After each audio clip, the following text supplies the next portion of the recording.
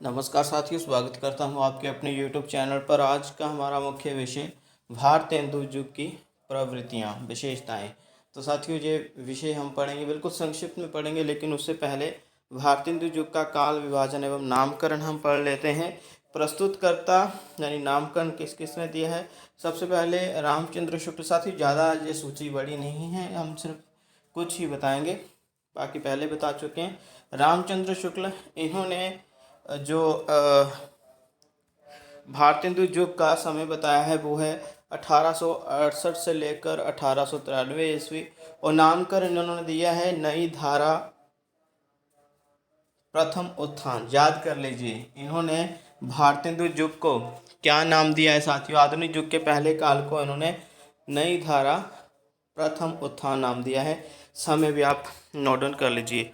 रामविलास शर्मा, तो इन्होंने साथियों समय बताया है 1868 से लेकर 1900 तक का भारतेंदु युग का।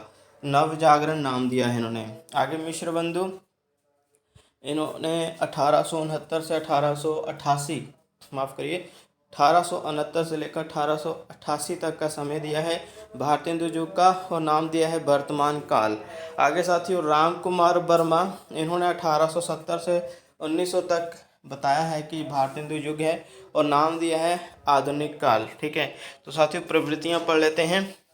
भारतेंदु युग की साहित्यिक प्रवृत्तियां। सबसे पहले अंतर विरोधों का साहित्य, ये याद कर लीजिए। वैसे तो बहुत सारी प्रवृत्तियां हैं, जो चुनिंदा है हम वही आपके सामने लेकर आ रहे हैं साथियों। पहला पॉइंट, पहली प्रवृत्ति विशेषता क्या है। अंतर विरोधों का साहित्य। भारतेंदु युग में राष्ट्रभक्ति बनाम राजभक्ति, ब्रजभाषा बनाम खड़ी बोली तथा पारंपरिक संस्कार बनाम आधुनिक विचार के मध्य अंतर विरोध है। तो देख सकते हैं आप, राष्ट्रभक्ति वर्सेस राजभक्ति, ब्रजभाषा वर्सेस खड़ी बोली, और पारंपरिक संस्कार बनाम आधुनिक विचार। तो ये अंतर विरोध रहा है, तो विरोधों का साहित्य भी इसमें देखने को मिल जाता है। श्रृंगारिकता की चेतना बहुत ज़्यादा है भारतेंदु युग में। इस काल में आधुनिकता की चेतना के बावजूद ऋतुकालीन प्रभाव पूरी तरह छोड़ा नहीं जा सका। न्यूनाधिक यानी कम से कम और अधिक से अधिक इस युग में सभी कवियों ने श्रृंगारिक कविताएं लिखी हैं। ठीक है, आगे है भक्ति भावना। भक्ति भावना भी साथियों इसमें जरूर देखने को मिलती है इस काल में। भारतेंदु युग के प्रवृत्तियों में भक्ति भावना, जहाँ भक्ति के निर्गुण और सगुण दोनों रूप उपलब्ध होते हैं इस भारतेंदु युग में।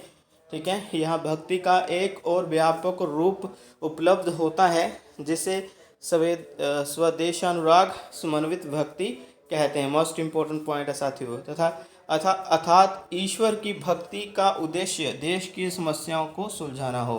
ठीक है, मतलब ये भी देखने को मिलता है। स्वदेशानुराग समन्वित भक्ति का अर्थ क्या है। ईश्वर की भक्ति का उद्देश्य देश की समस्याओं को सुलझाना। ये इस प्रकार की भक्ति यहाँ पर देखने को मिलती है। अगला पॉइंट, तो मास्टर कैडर हो, लेक्चरर कैडर हो, यूजीसी नेट में ये साथियों बहुत ज़्यादा पूछा गया है कि समस्या पूर्ति किसकी प्रवृत्ति है, किस युग की प्रवृत्ति है। तो साथियों भारतेंदु युग की है।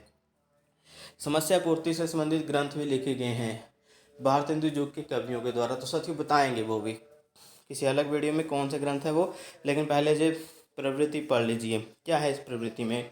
इस युग में कविता वर्तनी सभा तथा रसिक समाज जैसी संस्थाओं की स्थापना की गई थी, जहां कवियों की गोष्ठियां होती थीं तथा नए कवियों को प्रोत्साहित किया जाता था। इस परंपरा में एक विषय तय किया जाता था, उसकी अंतिम पंक्ति तय होती थी। कवि अपनी प्रतिभा से उससे पहले की पंक्तियां लिखते थे। आशु लेखन कि इस पद्धति को समस्या पूर्ति कहा गया है, जो इस काल की प्रमुख प्रवृत्ति रही। स्वयं भारतेंदु ने समस्या पूर्तियों को प्रोत्साहित किया। ठीक है साथियों, और अंतिम प्रवृत्ति मैं कहूँगा, कुछ प्रवृत्तियाँ लेकर आया हूँ साथियों, इससे भी बहुत ज़्यादा है, लेकिन जो चुनिंदा है जो पूछी जाती है वही। सामाजिक समस्याओं का चित्रण भी इस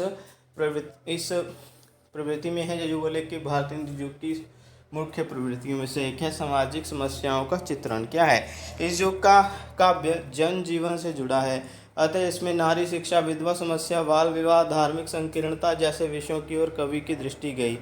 कवियों ने इन विकृतियों पर चोट करके समाज में नई चेतना पैदा की। तो साथियों ये रही कुछ चुनिंदा प्रवृत्तियाँ। इसके अलावा रस, अलंकार, छंदों का प्रयोग भी बखूबी ढंग से किया जा रहा था, वो भी प्रवृत्तियों में आ सकता है। ठीक है, तो जी साथियों, एक छोटी सी वीडियो हम आपके सामने प्रस्तुत करें, कैसी लगी कमेंट सेक्शन में ज़रूर जाकर बताना और चैनल को सब्सक्राइब जरूर करना। धन्यवाद।